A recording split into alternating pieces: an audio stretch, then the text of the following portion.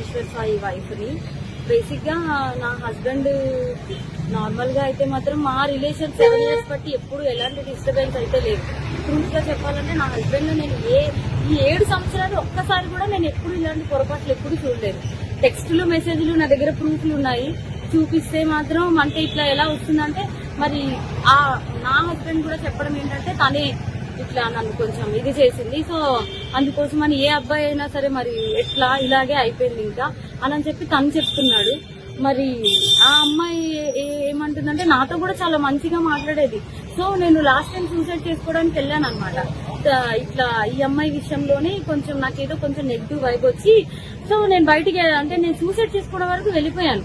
నేను నాకు బాబున్నాడు, బాబుని తీసుకొని సూసైడ్ చేసుకోవడానికి వరకు వెళ్ళిపోతే ఆ అమ్మాయి నా కోసం ఫుల్గా అంటే ఎక్కడ ఇది బాగా స్ప్రెడ్ అయిపోతుందా ఏంటి అనుకుందో ఏమో తెలియదు కానీ కంటిన్యూగా నన్ను ఫాలోఅప్ చేస్తూ ఎక్కడున్నావు ఏమైంది నాకు అప్పుడు కూడా ఏం డౌట్ రాలేదు. తర్వాత చూస్తే మెసేజ్లు ఇవి అవి అన్ని చూస్తే ఇలా రావాలి, మీ అన్న రావాలి. మెయిన్ వాళ్ళిద్దరికి కలిపి ఒక ఆయన ఉన్నాడు, ఆయన రిత్విక్ అని చెప్పి వాళ్ళిద్దరు మీడియేటర్, అబ్బాయి పర్సనల్ అసిస్టెంట్ ఇద్దరికి. సో అసలు ఆ అబ్బాయి ఫోన్ లో ఎన్ని టెక్స్టులు ఇవన్నీ బ్యాకప్ చేసి చూస్తే అసలు చాలా ఇదిగా ఉంది. సో నేనైతే మాత్రం కోరుకునేది ఏంటంటే నా హస్బెండ్ అయితే తప్పైపోయింది, నాకు ఒక ఛాన్స్ అయితే ఇవ్వు అని చెప్పి ఆయన చెప్తున్నారు. కానీ ఆ అమ్మాయి నుండి ఎప్పుడు నేను ఏం ఫేస్ చేస్తానో తెలీదు. కానీ ఎందుకంటే ఇప్పుడు నా లాంటి అమ్మాయికి అంతమంది ఫాలోవర్స్ ఉంది, పైగా నాతో ఇంత మంచిగా ఉండి ఇంత చేసిందంటే వాళ్ళ అమ్మగారు రికార్డు కూడా ఉంది. నేను పొద్దున్న వాళ్ళ అమ్మగారికి ఫోన్ చేసి అడిగితే మా అమ్మాయి అంతే అలాగే చేస్తుంది అని చెప్పి అంటుంది. నా దగ్గర రికార్డు ఉంది, ఫోన్ స్విచ్ ఆఫ్ అయ్యేటప్పటికి నా దగ్గర ప్రూఫ్ లేకుండా ఉంది, ఆన్ చేస్తే అది కూడా ఇస్తాను. సో ఇట్లాగా ఇప్పుడు నాకు అన్యాయం జరిగింది. నా పేరెంట్స్ మా సిస్టర్స్ వచ్చి ఏదో చేశారు, నా హస్బెండ్ నాతో ఏదో కొంచెం పోలీసులు దీంతో ఏదో మాట్లాడుతున్నాం అవుతుంది.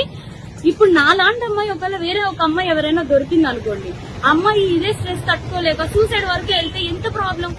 నేను ఇది ఒక్కటే ఆలోచిస్తున్నా, ఎవరైనా సూసైడ్ వరకు వెళ్ళారు అనుకోండి అప్పుడు ఎంత ప్రాబ్లం ఉంటది. అమ్మాయికి తెలుసు నాకు బాబుని కొనేటప్పుడు నేను ఎంత డిస్టర్బ్ అయ్యాను, చాలా హెల్త్ ప్రాబ్లమ్స్ ఎలా వచ్చాయి అమ్మాయికి అన్ని తెలుసు. ఒక ఆడపిల్ల అయ్యి ఇంకో ఆడపిల్లకి అంత త్వరగా ఎలా మోసం చేస్తుంది.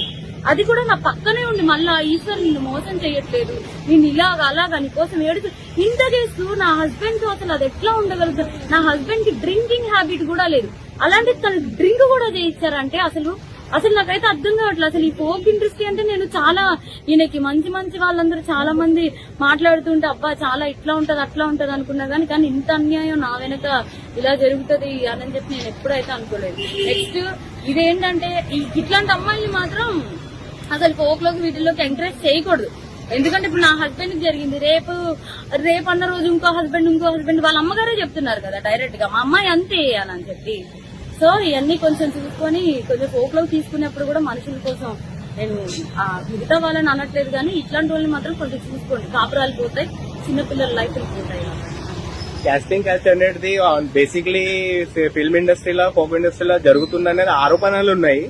మరి దాని మీద మీ అభిప్రాయం ఏంటి? ఇది కూడా అదే కోణానికి చెందిందా లేకపోతే ఇండివిజువల్? అట్లా ఏం లేదు, నిజం చెప్తున్నాను కదా. మా హస్బెండ్ కి డ్రింకింగ్ హ్యాబిట్ లేదంటే మీరు ఆలోచించండి. నా డెలివరీ దగ్గర నుండి ప్రతి ఒక్కటి నా హస్బెండ్ నన్ను పువ్వుల్లో పెట్టి చూస్తున్నాడు. ఏ రోజు ఇప్పుడు నా హస్బెండ్ విషయంలో 1 minute నేను ఆలోచిస్తున్నానంటే దీనికే.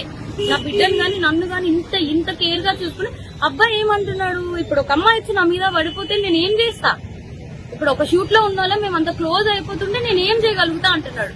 అప్పుడు నేను నా హస్బెండ్ కి చెప్తున్నా నువ్వు చేసింది తప్పు, మరి అమ్మాయి పడితే మరి నీకు తెలీదా, ఆబ్వియస్గా ఒక అబ్బాయి ఇప్పుడు నీకు పిల్లం బిడ్డలు ఉన్నారు నీకు ఆ మాత్రం తెలీదా అంటే ఇంకా అయిపోయింది ఏదో అయిపోయింది. కానీ ఆ అమ్మాయికి తెలియాలి కదా, ఒక ఆడపిల్ల మరి తనకి తెలియాలి కదా.